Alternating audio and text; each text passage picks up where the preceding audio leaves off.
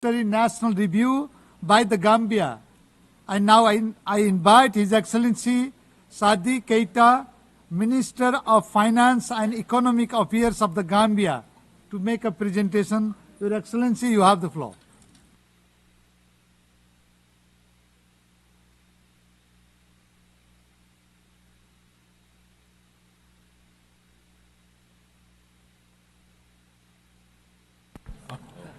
Yes, good afternoon. Before I delve into my presentation, I introduce my colleague panelists from the Gambia, Minister of Gender, Fatoumata Kinte, and Minister of Health, Dr. Samate. Mr. President, Excellencies, distinguished delegates, it's my honor to present Gambia's 2025 Voluntary National Review. And this marks our third such report, reflecting our unwavering commitment to achieving the SDG and to building a future that's inclusive, equitable, and resilient. But before I proceed, I would like to begin by playing our video. Please, video. Nestled on the western coast of Africa, the Gambia is one of the smallest countries in the continent, rich in culture, history, and resilience. Surrounded by the river Gambia, its people are known for their hospitality, diversity, and unwavering spirit. In recent years, this vibrant nation has embraced bold reforms, driving forward its vision for a sustainable, inclusive future. The 2025 Voluntary National Review of the Gambia is a story of progress, challenges, and determination to achieve the Sustainable Development Goals.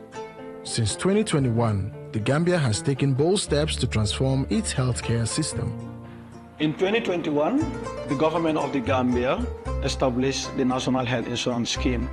The scheme is geared towards ensuring that all residents of the Gambia have access to essential health services whilst providing financial risk protection to them. The National Health Insurance Scheme was piloted in Bundung Maternal and Child Hospital in 2023, and 2 years later, it has been expanded to about 69 public health facilities. The scope of the health insurance scheme implementation is focused on maternal and newborn health services. There are opportunities to expand the NHIS to include more services and more population in the next few years. On gender equality, the nation has stood firm. Despite calls to repeal the ban on female genital mutilation, the government, with strong civil society support, upheld the law, protecting the rights of girls and women. Through the NAFA program, over 15,000 households across 5 regions received cash support and guidance on health, education, and entrepreneurship. The social safety net empowers the most vulnerable, especially women, to rise out of poverty and build resilient futures. The National Youth Service Graduate Program bridges the gap between learning and earning, equipping young Gambians with skills, mentorship, and experience to thrive in both public and private sectors. My experience in the United Nations Development Program, UNDP, has met my expectations because when I came here as an intern, I never had the work experience. I was kind of nervous. Then when I get there, I don't know how to do things because I've never worked in any institution before. But when I came, the smiles in people's faces encouraged me, number one. And then apart from that, people here are very kind and always ready to support you. Under SDG 14, the Gambia leads sustainable fisheries through the ecosystem approach to fisheries. In 2024, the Sardinella Fisheries Management Plan was validated, ensuring protection of key species and livelihoods while promoting responsible regional cooperation. Urban development under SDG 11 is tackling slum condition with inclusive planning, improved infrastructure, and safer communities. True progress depends on strong partnerships. The Gambia's integrated national financing framework aligns financial strategies with national priorities and the Paris Agreement, fostering collaborations among government, private sector, and global partners. The Gambia's 2025 VNR tells a story of ambition, accountability, and action. From health and gender justice to environmental stewardship and economic inclusion, every step forward brings us closer to the world we want. Together, we move with purpose. Together, we build a sustainable future.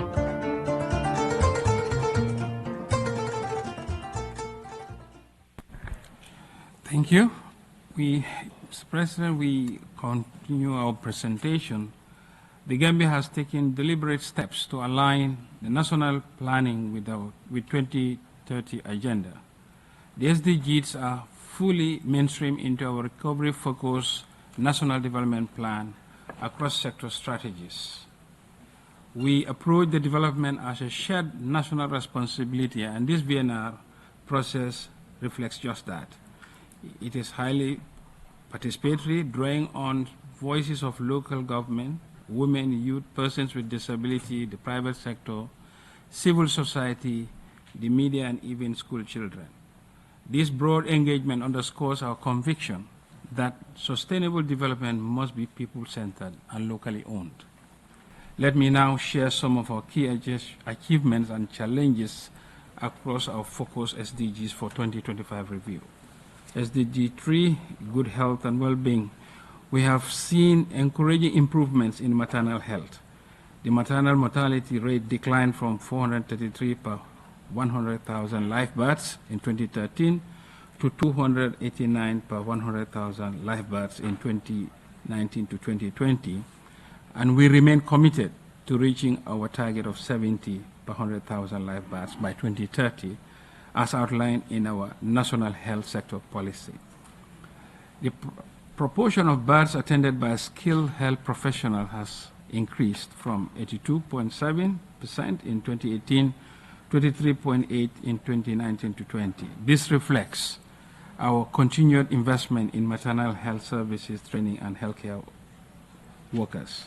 However, child survival still presents concern. Under 5, mortality increased from 54 per 1,000 live births to 57 per 1,000 live births in between 2018 to 2020.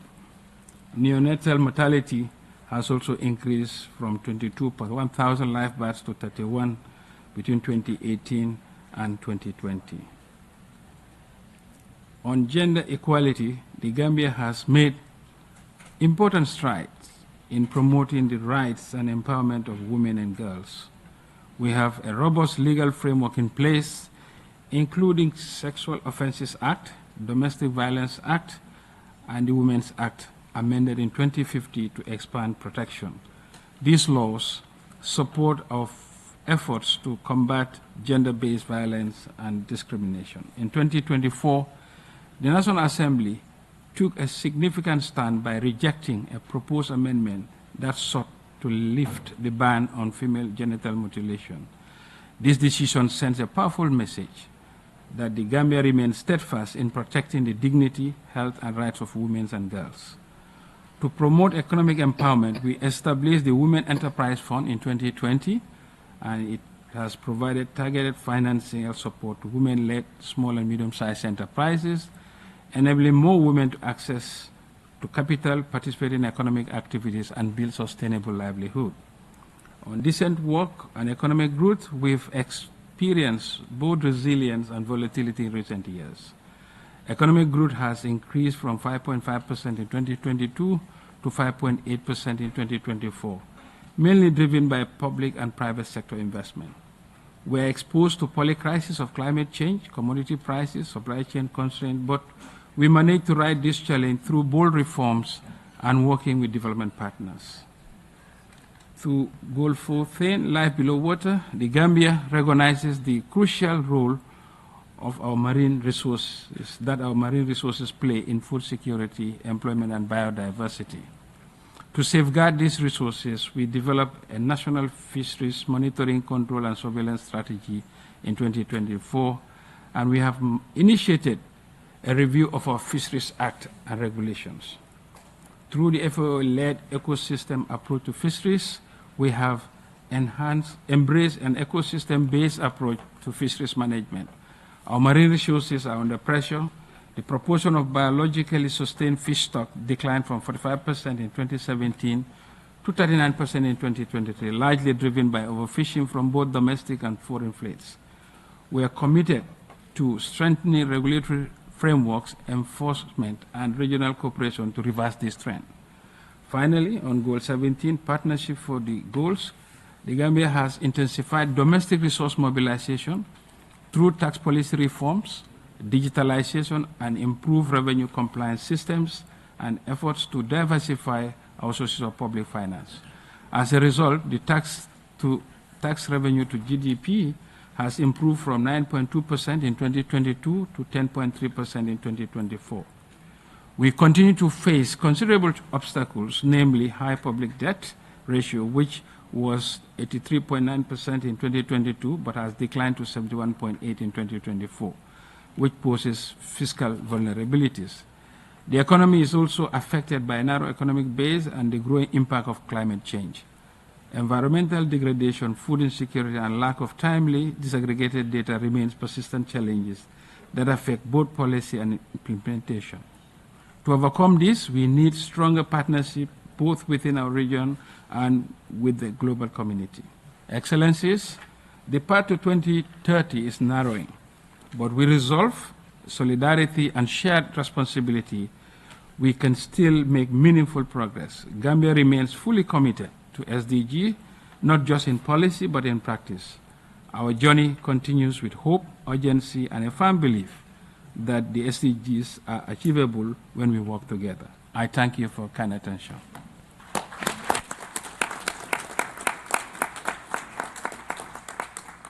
I thank the Minister of Finance and Economic Affairs of Gambia and his team for this presentation. Of Finland, to be followed by communities discriminated by work and descent. Finland, you have the floor. Thank you, Mr. Chair. First, I would like to congratulate the Gambia and Japan for your insightful VNRs. Our question goes to the Gambia. This year's HLPF has a special focus on SDG 3 on good health and SDG 5 on gender equality. Maternal health is key for achieving both SDGs. Achieving it requires equal access to good quality comprehensive health services. Ensuring sexual and reproductive health and rights is also essential for both SDGs. Investing in gender equality, HR, and quality health services have been key success factors in Finland's development policy and history from a poor post-war country to a democratic welfare state. So based on your presentation, the maternal mortality rate in the Gambia has dropped by almost 50% from the year 2013 to 2020. Congratulations on this remarkable achievement. And I would like to ask how this significant improvement has been achieved. Thank you. I thank the distinguished representative of Finland. Now I give the floor to the distinguished representative of communities discriminated by work and descent, to be followed by Poland. Stakeholder 2, you have the floor. Excellencies, the CSO commends the government of the Gambia for its continued commitment to sustainable development goals and inclusive development. The VNR reflects important strides, especially in aligning national policy with the principle of leaving no one behind, with a focus on women, youth, children, older persons, and persons with disability. In the health sector, progress has been made under the National Health Policy 2021-2030 and Strategic Plan 2021-2025. However, challenges persist, including regional disparities and funding gaps, particularly in maternal health and disease prevention. Gender equality efforts have been improved in legislation, but there is a need for practical implementation, increased public education, stronger accountability mechanisms, which are critical for progress. Efforts towards economic diversification, especially youth skills training, digital innovation, and green economy, shows promise, yet insufficient disaggregated data marks structural inequalities. Excluded communities, particularly those discriminated against work and descent, continue to face systematic barrier in accessing education, livelihood, and leadership. Marine and environmental sustainability initiatives such as seasonal fishery closure and community-based fishery are commendable, but there is more robust national data on SDG 14 that targets for impact tracking. CSOs reaffirms their commitment to working with government and partners to advance SDGs.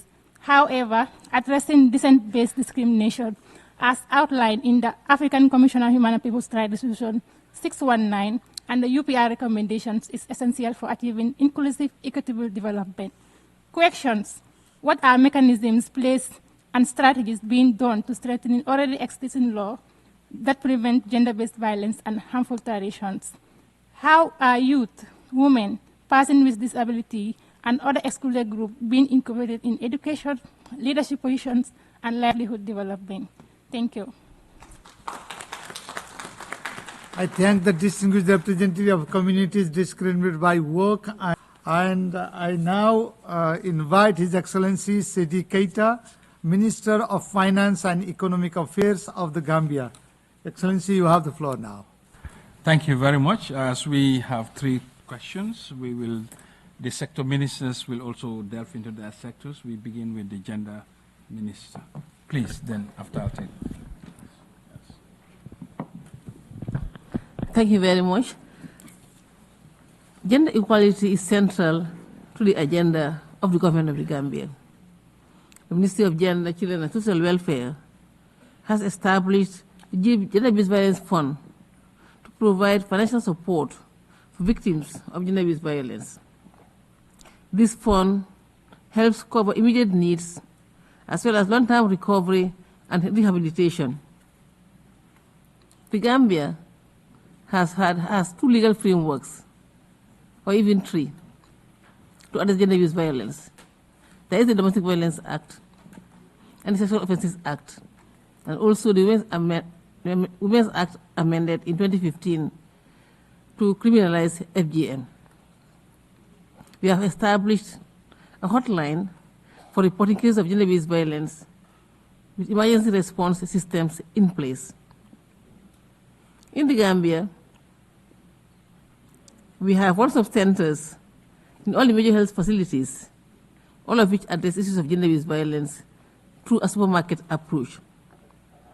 Similarly, the ministry has also operationalized the Orange Center for Victims of Gender-Based Violence, which is a dedicated space for victims of gender-based violence, providing a comprehensive support system, including medical care, legal assistance, counseling, and safer shelter for victims of gender-based violence. In addition, we have gone very far. I can say we are at an advanced stage in establishing a special court for gender-based violence. This is very important. It is in regard of the fact that there's need to reduce the backlog of cases from the courts and to speed up judgment. It is for this reason that we are putting up this special court. Work is at an advanced stage of 80%, and we are hoping that by September this year, it will be inaugurated. These laws we are enforcing against child marriage, domestic violence, and FGM, increasing women's representation in leadership and their economic empowerment. Thank you very much. Thank you very much, Mr. President. We thank the question from Finland in regards to maternal mortality reduction. We totally agree with you. Maternal mortality is a very important thing for the people and government of the Gambia. So reducing it is so critical. And it is pivotal to the socio-economic advancement of the people of the Gambia and the world. A good number of our population now lives within 3 kilometers of primary healthcare posts, while pregnant women attend antenatal clinics, which are crucial for early detection and management of complications during and after childbirth. Increased institutional delivery rate of 89.7%, skilled birth attendance of 92%, and C-section rate of 5.5% all contributed to maternal mortality reduction. The introduction of community ambulances to facilitate early referral to health facilities. This has been a remarkable progress. His Excellency President Barrow came up and bought 80 community ambulances that are distributed throughout the country. These are located in the communities just waiting for pregnant women and very sick people to be ferried to the facility. This is a flagship program, and we encourage other countries to emulate this because we've seen the impact already. The increase in the number of comprehensive emergency maternal, obstetrics and neonatal care centers, the training of more obstetricians, nurse anesthetists, and the revitalization of primary health care are all contributing to maternal mortality reduction, and we started seeing this using our service data. Thank you very much. Thank you. We will just round up by saying that on the fiscal reforms that we are doing, our domestic resource mobilization is aligned to the National Development Plan, and we have digitalized the revenue collection, which has resulted in increase of more than 75% in terms of our domestic revenue mobilized between 2022 to 2025. These reforms are made possible through the sponsorship of His Excellency, the President of the Republic, and the reforms instituted throughout the economy. And this is how we are able to build a fiscal space to address the challenges that the tight fiscal space posed to us. Thank you. I thank His Excellency the Minister of Finance and Economic Affairs of the Gambia and his team for this response.